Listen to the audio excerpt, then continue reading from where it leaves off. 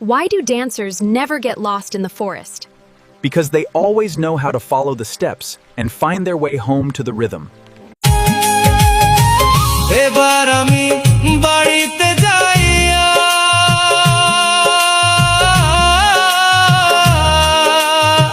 রেশমি চুড়ি দিমু কিনিয়া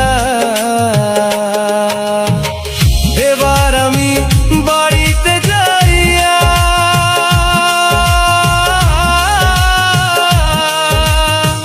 রেশমি চুড়ি দিমু কিনিয়া